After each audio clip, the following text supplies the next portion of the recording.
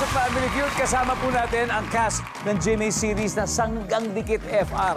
Nanalo po sila Jenny Mercado ng Team Bobby kanina. Ang target nila ay makapag-uwi ng total cash prize of 200,000. At may 20,000 din sa napili niyang charity. Yes. Jen, ano ba napili niya? Philippine Autism Society.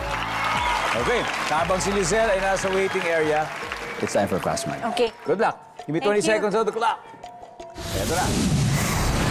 On a scale of 1 to 10, 10 being the highest, gaano ka-funny ang jokes ng isang stand-up comedian? Go. 7. Saan kaya tumatambay ang kaluluwa ng mga namatay na? Sa limbo.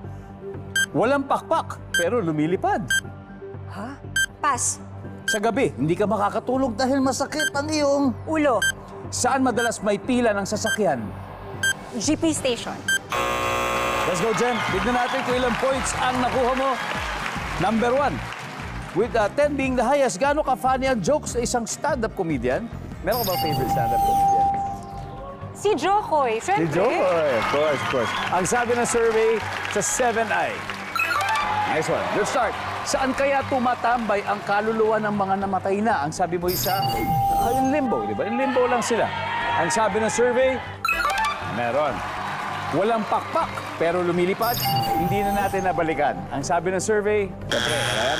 Sa gabi, hindi ka makakatulog dahil masakit ang iyong ulo. Ang sabi ng survey, very good. Saan madalas may pila ng sasakyan?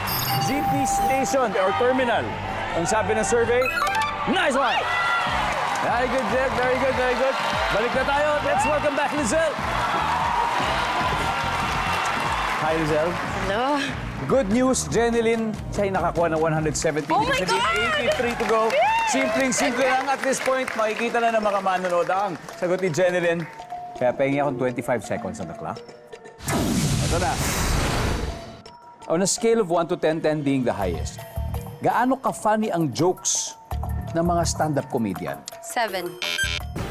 8. Saan kaya tumatambay ang kaluluwa ng mga namatay na? Cementerio. Walang pakpak, pero lumilipad. Bibe. Sa gabi, hindi ka makakatulog dahil masakit ang iyong... Ulo. Katawan. Saan madalas may pila ng sasakyan? Kalsada. Let's go, Michelle. 83 points ang kailangan natin. On a scale of 1 to 10, gaano ka-funny ang jokes ng stand-up comedian? Sabi mo, 8. Ang sabi na survey natin, top answer!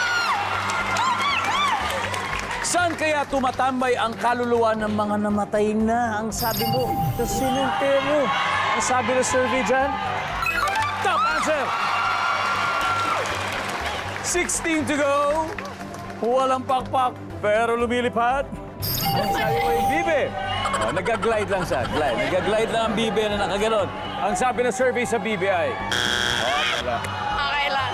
Ang top answer ay balloon. Balloon. Balloon. Okay. Sa gabi, hindi ka makatulog dahil masakit ang iyong... Sabi mo ay katawan. Ang sabi ng survey... Oh! Oh my God! Top answer, ulo. Top answer.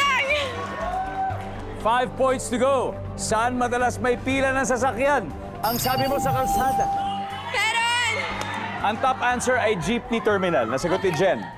Ang sabi mo kalsada, pero 5 na lang eh. 5 points na lang eh. Ang sabi ng survey sa kalsada ay...